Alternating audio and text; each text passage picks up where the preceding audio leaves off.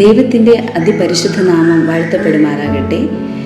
നോമ്പിൻ്റെ 4-ാം ദിവസമായ ഇന്നത്തെ വചനധ്യാനത്തിനായിട്ട് തിരഞ്ഞെടുത്ത വേദഭാഗം യാക്കോബ് എഴുതിയ ലേഖനം 2-ാം അധ്യായം അതിൻ്റെ 1 മുതൽ 13 വരെയുള്ള വാക്യങ്ങളെ ആസ്പദമാക്കിയുള്ള ചിന്തയിലേക്ക് നിങ്ങളേവരെയും ഹാർദവുമായി സ്വാഗതം ചെയ്തുകൊള്ളുന്നു. സൗമ്യതയുടെയും കരുണയുടെയും യാത്ര എന്ന തീമിനെ ആസ്പദമാക്കിയുള്ള വചനങ്ങളെ നമുക്ക് ശ്രവിക്കാം. ദൈവവചനത്താൽ വീണ്ടും ജനിക്കപ്പെട്ട ദൈവത്തിൻ്റെ മക്കൾ ദൈവത്തിൻ്റെ വചനത്തെ ഉൾനട്ടതായി സൗമ്യതയോടെ കൈക്കൊള്ളേണ്ടതുണ്ട്.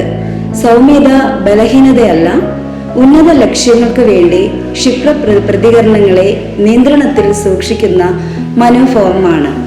ദൈവത്തിൻ്റെ ന്യായപ്രമാണത്തിൽ ശ്രദ്ധ പതരാതെ സൂക്ഷിച്ചു നോക്കി അവയെ പ്രാവർത്തികമാക്കുന്നവർ ഭാഗ്യവാന്മാരാണ്.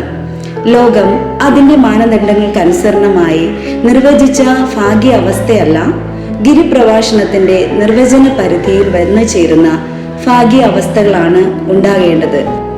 ഒന്നാമതായി, ദൈവം മുഖപക്ഷം കാട്ടുന്നില്ല എന്നതുകൊണ്ടാണ് ദൈവമക്കളും മുഖപക്ഷം കാണിക്കാൻ പാടില്ല എന്ന് യാക്കോബ് ഓർമ്മിപ്പിക്കുന്നത്.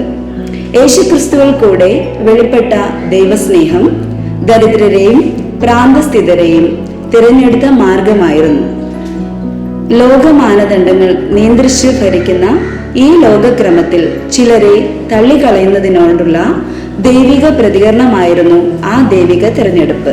അപ്രകാരം സാധുക്കളുടെ നീതിക്ക് ഭംഗം വരുത്തുന്നവർ ദൈവിക ന്യായവിധിക്ക് അർഹരാണ്. ദൈവിക നീതിയുടെ ചര്യകൾ നമ്മുടെ ദൈനംദിന ചര്യകളാക്കി തീർക്കുന്നതിലൂടെയാണ് നാം കാൽവരിയുടെ മഹത്വ യാത്ര ചെയ്യുന്നത്. രണ്ടാമതായിട്ട്, ദൈവത്തിൻ്റെ ന്യായപ്രമാണം ദൈവ സ്വഭാവവും ദൈവഹിതവും വ്യക്തമാക്കുന്നതാണ്.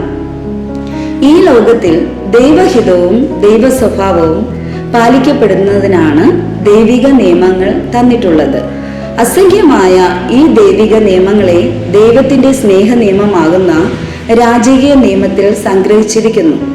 ദൈവമായ കർത്താവിനെ നീ പൂർണ്ണ ഹൃദയത്തോടും പൂർണ്ണ ആത്മാവോടും പൂർണ്ണ മനസ്സോടും കൂടെ സ്നേഹിക്കണം. രണ്ടാമത്തേത് അതിനോട് സമമായിട്ട് പറയുന്നു, കൂട്ടുകാരനെ നിന്നെപ്പോലെ തന്നെ സ്നേഹിക്കണം.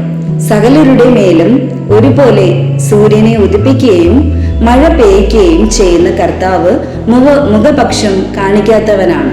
ആരാധനയിലോ സാമൂഹ്യ ജീവിതത്തിലോ മുഖപക്ഷം കാണിക്കുന്നത് ദൈവനീതിയുടെ നിഷേധമാണ്. അത് ന്യായവിധി വരുത്തി വയ്ക്കും.